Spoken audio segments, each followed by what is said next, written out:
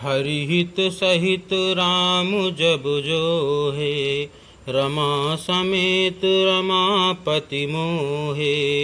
निरखी राम छवि विधि हर्षाने, आठई नयन जानि पछिताने।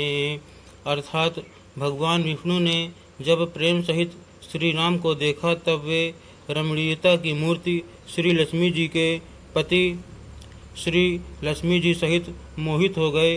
श्री रामचंद्र जी की शोभा देखकर ब्रह्मा जी बड़े प्रसन्न हुए, पर अपने 8 ही नेत्र जानकर पछताने लगे। सुर से नप उर बहुत उछाहू, विदिते डेवढ़ लोचन लाहू। राम ही चितब सुरेश सुजाना, गौतम श्राप परम हित माना। अर्थात देवताओं के सेनापति स्वामी कार्तिक के हृदय में बड़ा उत्साह है, क्योंकि वे ब्रह्मा जी से डेढ़े अर्थात 12 नेत्रों से राम दर्शन का सुंदर लाभ उठा रहे हैं। सुजान इंद्र अपने 1000 नेत्रों से श्री रामचंद्र जी को देख रहे हैं और गौतम जी के शाप को अपने लिए परम हितकर मान रहे हैं। देव सकल सुरपति सिहाही, आज पुरंदर सम को नाही। मुदित देव गण राम ही देखी, नृप समाज दुहु हरसु विशेषी। अर्थात सभी देवता देवराज इंद्र से ईर्ष्या कर रहे हैं और कह रहे हैं कि आज इंद्र के समान भाग्यवान दूसरा कोई नहीं है। श्री रामचंद्र जी को देखकर देवगण प्रसन्न हैं और दोनों राजाओं के समाज में विशेष हर्ष छा रहा है। अति हरसु राज समाज दुह दिश दुंदुभि बाजहि घनी। बरसहि सुमन सुर हरसि कहि जय जयति जय रघुकुल मणि। एहि भांति जानि बरात आवत बाजने बहु बाजहि। रानी सुआसिनी बोली परिछनि हेतु मंगल साजहि। अर्थात दोनों ओर से राज समाज में अत्यंत हर्ष है और बड़े जोर से नगाड़े बज रहे हैं। देवता प्रसन्न होकर और रघुकुल मणि श्री राम की जय हो जय हो जय हो कहकर फूल बरसा रहे हैं। इस प्रकार बारात को आती हुई जानकर बहुत प्रकार के बाजे बजने लगे और रानी सुहागिन स्त्रियों को बुलाकर परछन के लिए मंगल द्रव्य सजाने लगीं। सजी आरती अनेक विधि मंगल सकल संवारी। चली मुदित परिछन करन गजगामिनी बर नारी। अर्थात अनेक प्रकार से आरती सजकर और समस्त मंगल द्रव्यों को यथायोग्य सजाकर गजगामिनी हाथी की सी चाल वाली उत्तम स्त्रियां आनंद पूर्वक परछन के लिए चलीं। विधु बदनी सब सब मृगलोचनी। सब निज तनु छवि रति मधुमोचनी। पहिरे बरन बरन बर चीरा। सकल विभूषण सजे शरीरा।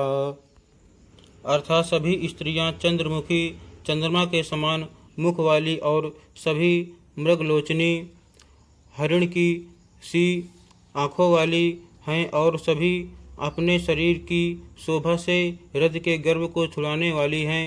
रंग रंग की सुंदर साड़ियाँ पहने हैं और शरीर पर सब आभूषण सजे हुए हैं।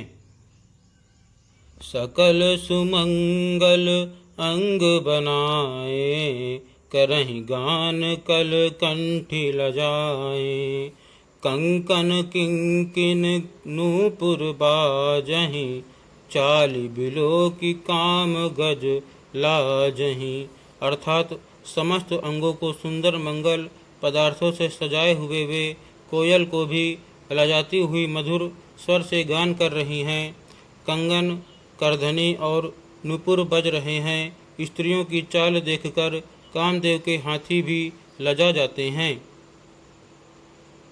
बाजहि बाजने विविध प्रकारा, नभ अरु नगर सुमंगल चारा।